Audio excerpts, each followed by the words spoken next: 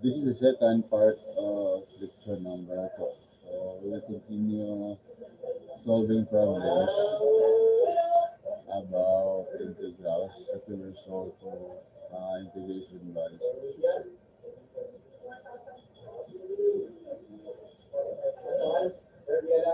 So our next example is this. Uh, Evaluate the integral of dx over 1 plus e raised to x. Uh, i-change na to. First, let's try this one. Let u equal to 1 plus e raised to x. So, our du is e raised to x dx. Now, ang problema if you substitute this one, 1 plus e raised to x is u. However, ang atong dx, it's du over e raised to x, yeah? So, ang e raised to x, i-replace na to. We will solve e raised to x, that is equal to u minus 1. Ano? So, kung ito siya i-substitute,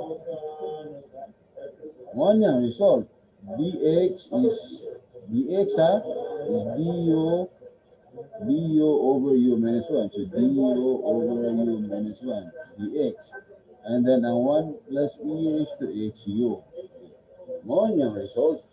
Now, ang result is really sa standard form. Diba? So, ang problema pa. Shall we continue with this? Yeah? So,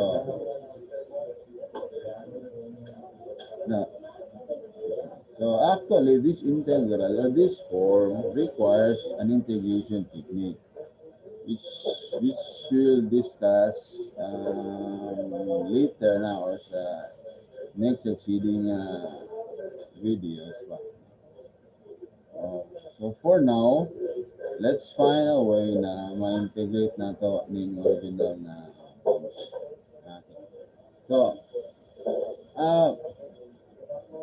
ang objective na to is we'll find a way na makita ang e raised to x sa numerator.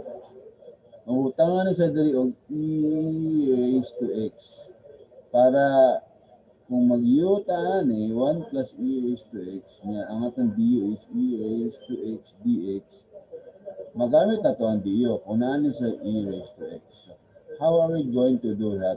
Na we can put e raised to x, pero ang result is still 1. 1 man ha? Okay. And this requires some creative ideas para ma-resolve ka ang inganan. Okay? So, this is what you're going to do. Sa numerator, you put this one, 1 plus e raised to x minus e raised to x. And ang resulta ni 1 tra mangyapon kaya makancel na ya. But by doing this, pwede na to i-by group ni. Ang 1 plus ex is one group, another group is e raised to x. And this is the result. Kana? Okay? 1 plus e raised to x, and then the second term minus e raised to x. So, next is makancel nito ha. Ang bilin is integral of dx na lang. So, that's very easy. Well, sa second term, mo na niya itong result dire na if this is u, and then our du will contain e raised to x. q, and then du e raised to x dx. So, nakuha na to ang atong one. Gusto mahitaw. So, the next step is yung natin. Integral of dx minus e to the x dx over 1 plus e to the x. So, we will replace this one by du, and then this one by u. So, we integrate x minus ln u plus c and then replace this one with the original variable, the answer is x minus ln of 1 plus e raised to x plus c. So for this form, we'll try to go back to this one. Compare na to kung same rules lagas when we discuss the integration technique that fits this one. Move fit and all this stuff. Okay. So what we have solved so far are algebraic functions, exponential functions, logarithmic functions. So we haven't solved problems that involve trigonometric functions. So yeah, let's discuss. The standard forms or the basic integrals that involve trigonometric functions are the following. The integral of cosine x dx is sine x plus c. Again, inverse operation man because the derivative of sine x is cosine x. Yeah? Therefore, the integral of cosine x is sine x. Integral of sine x negative because the derivative of cosine is negative sine x man. So, transfer na to negative. So, in the event na you forget the basic integral, think of the basic derivatives and makuha niyo. Integral of secant squared x is tangent x because the derivative of tangent x is secant squared x. And for cosine squared x, negative cotangent. Oh, integral sa side, it's basic niya. Oh. The derivative of secant x is secant x tangent x1. And also this one. Derivatives sorry, this is error. Derivative of cosecant x. The derivative of cosecant x is negative cosecant x cotangent x dx. So these are the basic forms. Okay. Now, the other forms na dili sa basic and require substitution are the following. Okay. Integral sa tangent, it's ln ang secant. Okay? Now, sample proof proof na dili sa basic. Okay. So let's prove na ang integral of tangent x is ln of secant x. We all know that tangent x is sine x over cosine x from trigonometry. So we'll use substitution. Let u cosine x and du is derivative sa u is negative sine x dx. So ang sine x dx na to is negative du. Nya cosine x is u. So ang result is negative ln u plus c. Now, naman tayo property sa logarithm na kini ang coefficient, we can write it as exponent. Diba? If you recall sa algebra, property sa logarithm. So ang negative, we need to i-place direct. So, it becomes ln of u minus r raised to negative 1. You can check your calculator. Like 3 ln 5, diba? 3 ln 5 is equal to ln of 5 cube. Ang 3 mo ni man na exponent. So 3 ln 5 is equivalent to ln of 5 cube. So same as this. Negative 1 mo na to exponent only. ln of u raised to negative 1. So from negative positive siya ngayon sa denominator. So, ang atong u is cosine x man. And reciprocal na identity sa trigo, the reciprocal of cosine is secant. So, mo, ln of secant plus basta ln, you have to use absolute value. Okay, dili mo siya pwede o negative. Okay. The other forms are this. Okay, ma-derive siya nimo by substitution. Pwede rin yung practice. This one, and also this one. These are the other forms. Okay? So, here's our example for trigonometric identities. Evaluate the integral of 2 plus 3 cosine x all over sine squared x dx.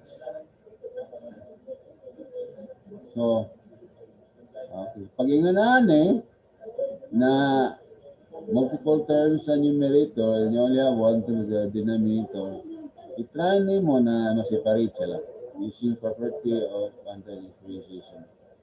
Like this one. Bumago nyo, 2 over sine squared x. Okay. And then use trigonometric identities. 1 over sine, reciprocal sa sine is cosecant man. Pero squared man So it's become 2 cosecant squared. Diba?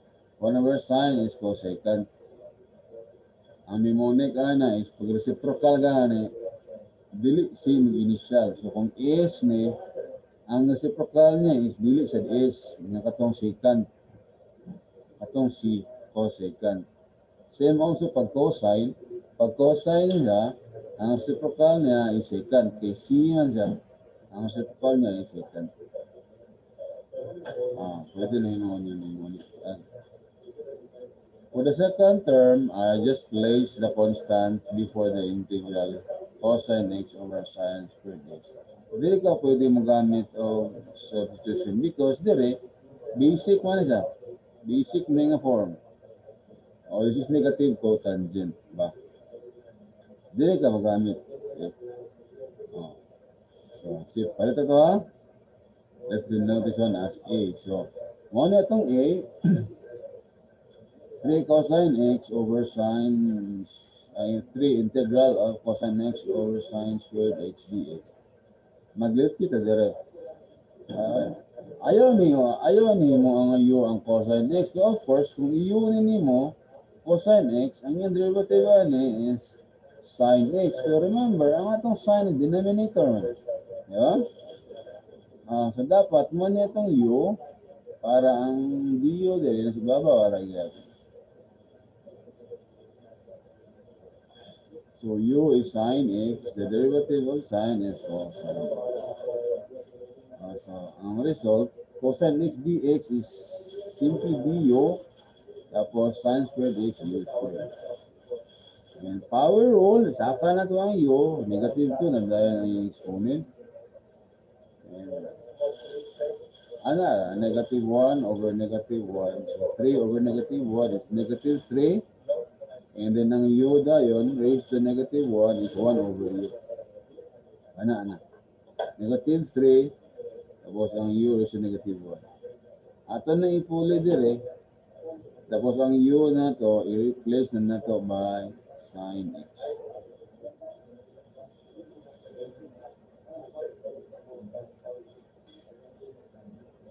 No?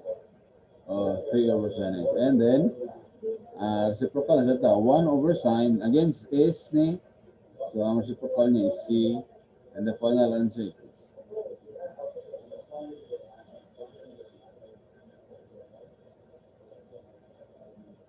Okay. And the other problem, integral of 1 plus sine x over 1 minus sine x dx. Now, in this case, dili ni siya common, di ba? Kaya kung mag-u ka ni 1 minus sine x, Ang du nimo is negative cosine x dx na wala may cosine na rin. Ha? Wala may cosine. So, how will you solve this one? Again, this requires experience para matagaan ng idea ba na amo ni ang technique na ba ito. So, find a way nga na i-sine na i-cosine para kung sine mo yo, cosine imong dio, di ba? Okay. So, either i-multiply nimo ni si kini, i-multiply nimo by 1 plus sine x or 1 minus cosine x. Diba? Pero since mangita man tag-way nga ang denominator becomes single term, then multiply nato ni by 1 plus sine x para ang result 1 minus sine x times 1 plus sine x, the result is difference of two squares. 1 minus sine squared x. And using trigonometric identity, that is cosine squared x. So therefore, isa na lang ka-term ang denominator. Sa'yo na lang siya. Diba? Isa na lang ka-term. So, that is what we're going to do. I-multiply natin sila by 1 plus sine x, numerator and denominator. Para ang effect, 1. Such as this. Kana, no? Oh. Cancel naman eh. So, 1 da, diba? Pero ang result is i-multiply na mo difference of two squares. While this one, 1 plus sine x squared na siya. Ano siya? Ba?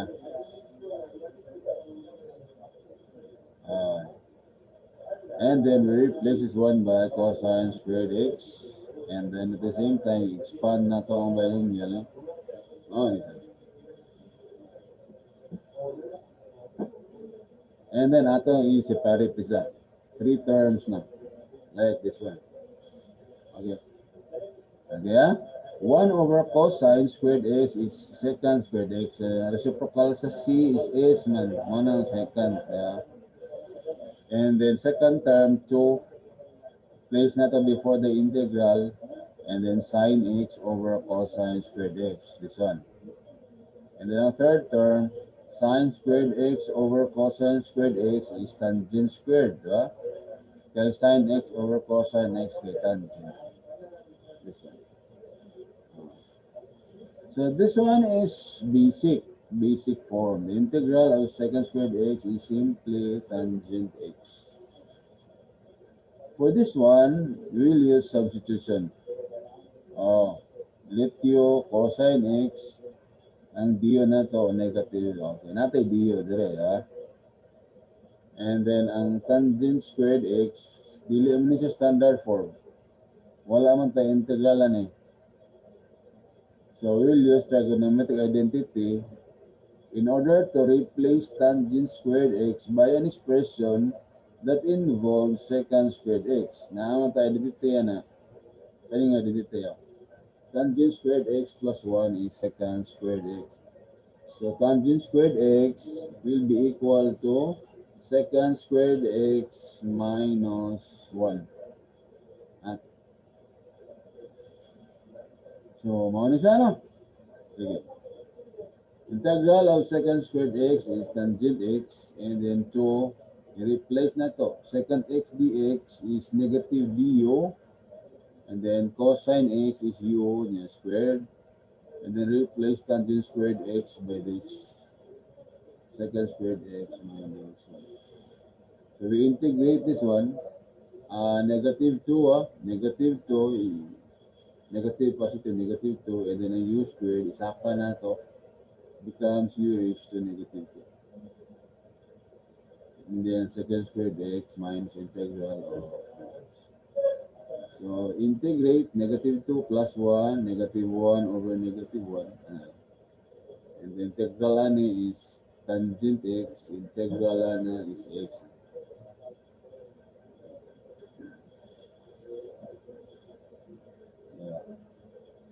So, ang tangent x, makombine ni times 2 na.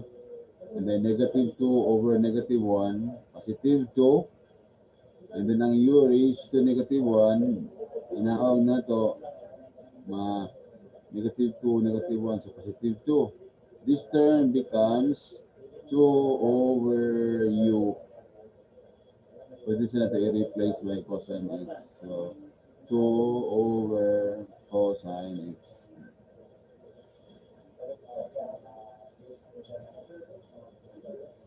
Okay lang eh. Negative 2 over negative 1, positive 2. U raised to negative 1. Mga denominator, u raised to 1. And ang atong u is cosine x. And then, apply na to, reciprocal identity sa trigo. Reciprocal sa cosine is secant. So, next step is na. And then, we'll combine these two terms. Factor out na to ang to. And this is the final answer. So, based on examples presented, the only problem or difficulty in solving integrals is to be able to express the integrand in standard form. Ana lang, no? So you have to use trigonometric identities and other operations na para lang yun ma-fit siya sa basic form. And once ma-fit na siya, i-recall lang na yung mga basic integrals para sa iyo.